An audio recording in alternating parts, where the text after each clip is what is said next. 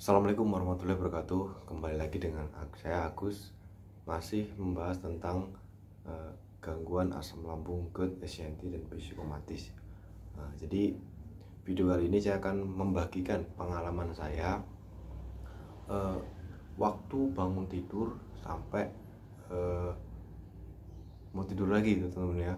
Jadi biasanya saya tuh waktu dulu masih mengalami gangguan asam lambung itu bangun tidur tuh mulut berasa asam tuh ya, itu kayak asam gitu. Jadi kayak apa ya, bahasa Jawa itu kayak kecut gitu, asam gitu ya, asam. Terus badan tuh kayak kayak demam gitu. Di badan tuh kayak demam, cuma sebenarnya nggak demam. Di waktu kita rasain itu badan kayak panas, panas dingin gitu ya teman ya, kayak demam. Tapi ketika istri kita atau anak kita megang tuh katanya nggak apa-apa nih ayah, nggak demam, biasa aja. Nah jadi itu teman-teman ya. Jadi waktu saya mengalami gangguan asam lambung itu biasanya kalau pagi-pagi itu pertama bangun tidur tuh mulut asam, terus badan kayak demam gitu teman-teman ya, terus tenggorokan tuh kering gitu. Jadi itu eh, termasuk gangguan awal waktu kita bangun tidur ya teman-teman ya, gangguan asam lambung awal kita bangun tidur. Tapi teman-teman jangan khawatir, itu wajar-wajar saja teman-teman ya. Karena apa? Karena kita waktu tidur semalam kita tidurnya terlentang teman ya. Jadi asam lambung kita itu naik gitu. Jadi kalau kita posisi duduk gini, jadi kan asam lambung kita tuh tidak bakal naik gitu teman-teman ya. Tapi kalau kita waktu tidur terlentang, otomatis kan badan kita, lambung kita sejajar gitu dengan tenggorokan. Jadi mungkin kemungkinan asam lambung kita tuh naik gitu. Jadi jangan khawatir, gak usah panik, gak usah takut. Saya dulu menanganinya cuma dengan air putih hangat ya teman-teman.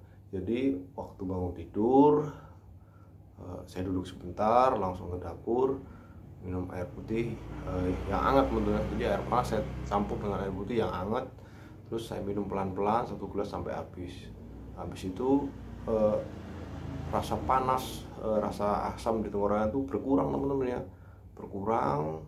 Terus saya lakukan sarapan pagi, itu semakin berkurang dan hilang sendiri teman-teman ya. Jadi tiap hari, tiap bangun tidur saya lakukan itu, dan selang waktu berapa lama itu membaik sendiri teman-teman ya. Jadi kayak tenggorokan asam, terus mulut asam, tenggorokan kayak kering itu lama-lama hilang sendiri teman-teman ya. Jadi lama-lama hilang sendiri, lama-lama seperti biasa, seperti kayak dulu, udah nggak ada gangguan apa-apa.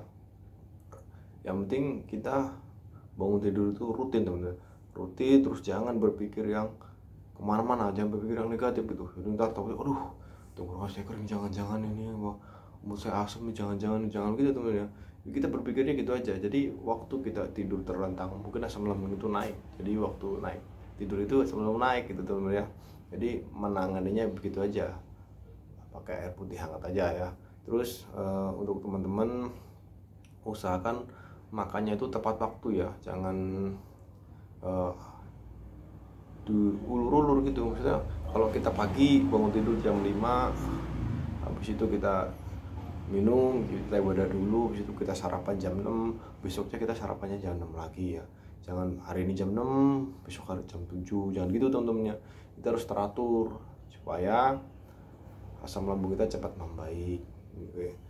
Jadi terus habis itu saya lakukan biasanya mandi teman ya. Habis sarapan saya mandi, saya jalan-jalan depan rumah sambil berjemur, jalan-jalan sampai jam 9 gitu. Jadi saya pulang, saya makan lagi sedikit, karena orang yang terkena gangguan asam lambung ini ya harus sering-sering makan teman ya. Jadi lambung kita tuh jangan sampai kosong. Kalau lambung kita kosong, ntar asam lambungnya naik lagi dan sensasinya timbul lagi. Jadi saya tuh jam 9 biasanya sudah makan lagi. Habis makan saya duduk minum air putih, duduk di depan rumah, ngobrol sama anak, sama istri, nyapa-nyapa orang lewat ya kan. Habis itu sampai jam siang itu saya tidak melakukan tidur siang tuh.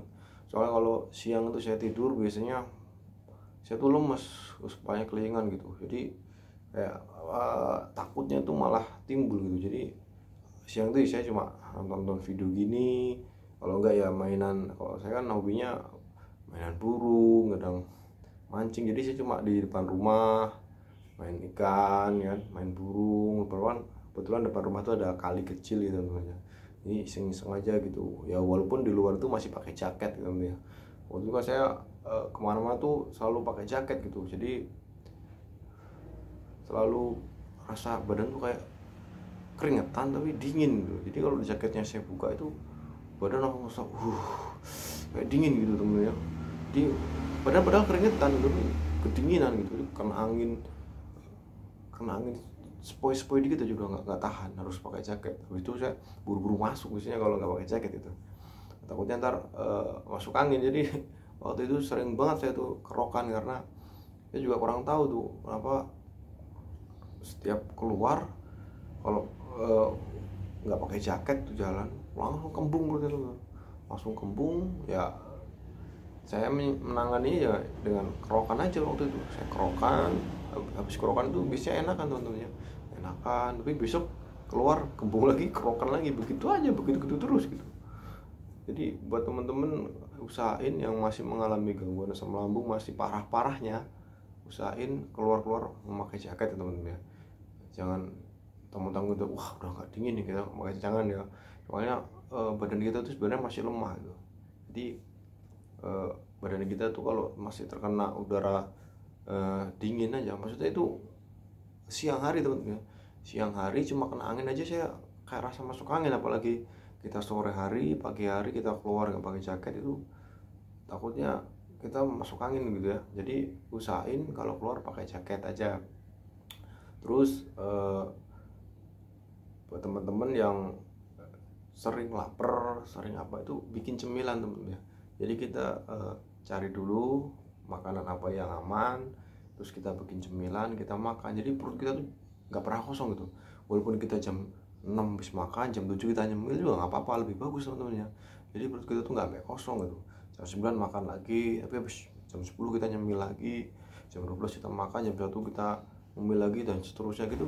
Itu bagus teman-teman ya. Jadi kalau perut kita itu tidak kosong, selalu terisi, tuh asam lambung itu tuh jarang naik gitu ya, jarang kambuh gitu. Jadi buat teman-teman kalau ingin punya cemilan ya bikin gitu ya. Kalau saya dulu tuh kalau nggak salah tuh singkong muda itu saya parut ya, saya peras airnya, saya ambil perasannya itu, airnya saya buang, saya kasih gula merah, gula aren ya, saya kasih gula aren, saya kasih garam sedikit banget. Itu saya aduk sampai merata, saya pakai daun pisang, saya kukus sekitar 15 menit. Nah ntar matangnya itu kayak kenyal manis gitu. Jadi itu salah satu yang makanan pendamping ya kalau saya waktu itu. Jadi selain makan nasi, saya makan itu. Jadi kalau pergi kemana-mana gitu ya, naik motor, kalau lagi jalan hobi kayak jalan-jalan ke depan, saya sering bawa kayak gitu teman. Jadi kalau pas kayak rasa perutnya kayak lapar gitu, soalnya kalau kita mengalami gangguan asam lambung ini sering sendawa gitu, jadi perut sering bunyi kuk sering gitu. Saya sebelum makan itu, saya makan itu tuh ya. Jadi saya makan namanya apa sih itu? Waktu mas saya tuh namanya lemet kali ya, lemet singkong ya, lemet singkong. Jadi parutan itu saya rebus matang, saya makan, enak itu, kenyal gitu teman-teman, kenyal manis. Jadi di situ kita mendapatkan energinya dari gula aren itu. Jadi gula aren itu manis gitu kan, terus gula aren itu kan bagus gitu ya. Dan singkong juga itu bagus, banyak karbohidratnya, jadi buat kita tuh nggak lemes gitu. Jadi saya makan itu, saya tuh bikinnya 2 hari sekali ya teman. Bikin hari ini itu bisa sampai buat besok gitu. Jadi buat teman-teman kalau yang mau ngikutin cara buat cemilan buat mengisi perut kita, soalnya apa, kalau kita makan biskuit, kita makan roti, itu kan ada pengawetnya teman-teman ya, ada pengawetnya, ada pengembangnya. Yang saya takutkan tuh, saya dulu pernah mengkonsumsi biskuit, roti gitu teman ya, tapi setelah saya konsumsi itu perutnya panas teman. Jadi saya baca di komposisinya itu ternyata ada pengembang, pengawet, pewarna, sama asam-asam itu. Jadi kurang cocok gitu. Jadi setiap habis makan itu perutnya langsung, waduh, perutnya begah, panas gitu. Jadi malah kita kepikiran lagi gitu, lambung udah, asam lambungnya sudah mulai naik, pikirannya kemana-mana tuh. Akhirnya ya di situ kita malah jadi cemasnya ikut, asam lambungnya naik. Jadi waktu itu ya saya makanya begitu temen ya, dengan bikin makanan pendamping itu. Jadi saya bikin makanan itu terus apa ya, kalau udah di peras airnya itu jadi nggak kayak singkong rebus. Kalau singkong rebus kan nggak diperas airnya ya, mungkin buat perut kembung bisa itu. Kalau itu kan udah diperas temennya. Jadi waktu itu kan singkong udah diparut terus diperas, mungkin kan nggak bikin kembung. Kalau waktu itu saya makan itu aman-aman aja itu, aman-aman aja, tidak ada masalah. Terus buat energi tuh ada, soalnya kan ada gulanya gitu. Nah, jadi buat teman-teman silahkan mau bikin ya bikin aja kayak gitu. Kalau ada cara lain bikin yang kalau kan soalnya kalau makannya itu cocok-cocok kan temen. Jadi saya itu waktu itu barengan sama mbak saya, kakak ponakan ya. Jadi kakak ponakan itu juga sama. Cuma kalau kakak ponakan itu makan bayam itu nggak bisa. Jadi kakak ponakan itu waktu kena asam lambung, saya tanya gitu, mbak makan bayam bisa nggak gitu? Nggak bisa. Sedangkan saya makan bayam bisa. Jadi nggak ada sensasi, nggak ada apa. Terus kalau waktu itu kakak saya tuh makan oyong ya, makan oyong dia bisa. Ketika saya ikut makan oyong, saya tidak bisa. Perut saya tuh langsung wah, langsung kayak perutnya bunyi-bunyi panas gitu. Jadi setiap orang itu perutnya beda-beda teman-teman. Jadi mungkin saya cocok dengan makanan ini, belum tentu teman-teman tuh cocok juga dengan makanan itu. Jadi teman-teman harus terus menggali gitu ya. Jadi cari apa sih yang cocok buat perut saya gitu. Jadi kalau teman-teman udah tahu apa yang bisa kita makan, apa yang kita bisa makan, itu tulis aja teman-teman. Saya tulis di buku. Wah, saya makan ini tidak cocok gitu. Terus makan ini saya cocok gitu. Saya tulis itu. Terus saya makan buah ini nggak cocok. Tapi kalau buah saya nggak cocok semua teman-teman. Setiap makan buah itu pasti sensasinya timbul lagi teman-teman ya. Jadi waktu itu saya awal itu mulai nasinya kekerasan, perutnya sakit teman-teman. Waktu itu kan panas gitu. Jadi kalau nasinya kekerasan tuh nggak enak. Terus agak cemekan ya, agak lembek nasinya. Saya bikin nasi agak lembek. Habis itu saya makan ayam bisa, cuma di kulitnya dibuang, terus cuma direbus dikasih roiko sama bawang goreng aja temen. Kalau ikan itu biasanya cuma ikan nila, saya tuh bisa ikan nila aja. Ikan lele ada sensasi, terus ikan patin ada sensasi, ikan laut waktu itu awal-awal tuh ada sensasi juga, tapi lama kelamaan makan ikan laut itu biasa, jadi nggak ada sensasi gitu. Tapi yang paling saya nggak bisa tuh makan ikan bawal. Waktu itu saya makan ikan bawal tuh saya nggak bisa.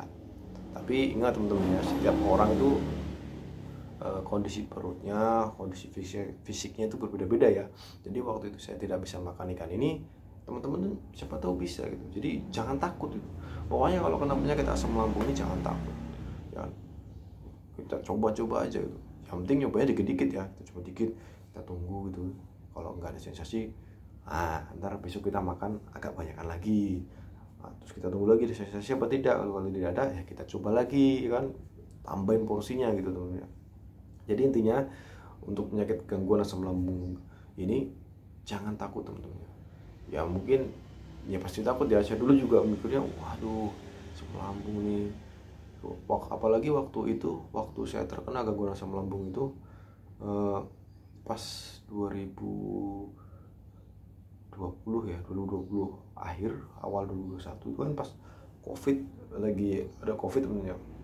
Jadi pas saya parahnya itu setiap hari di masjid itu ada diumumkan orang meninggal ya. Jadi waktu itu terkena covid, pas saya lagi parah-parahnya ya, teman-teman tahu sendiri kan, kalau kita lagi di kamar, lagi kambuh tuh mikirnya udah pikirannya mau mati aja, udah kepikiran mau mati.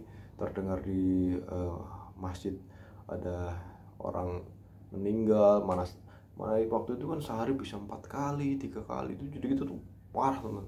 Saya tuh panik, saya tuh cemas sudah, waduh bentar lagi giliran saya nih, bentar lagi giliran saya nih.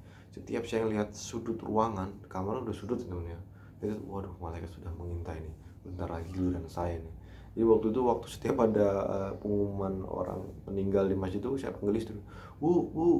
Saya takut, saya meluk istri gitu, takut, kenapa mas? Takut. Jadi kita tuh takut, cemas gitu. Tapi habis itu istri menenangkan, bilang kalau itu enggak lah, itu kan kena covid, kena ini gitu kan. Jadi waktu itu istri cukup membantu sih teman-teman. Jadi istri itu support, istri itu pengertian ya. Jadi saya makan diambilin, masakan dicari-cariin yang cocok sama dia. Jadi sebenarnya penyakit ini juga butuh support ya. Jadi kita harus butuh teman ngobrol, kita butuh orang perhatian dengan kita gitu kan. Supaya apa? Supaya perbaikannya lebih cepat teman-teman ya. Jadi buat teman-teman yang sekarang mungkin teman ngobrolnya masih kurang atau belum ada, silakan aja tanya-tanya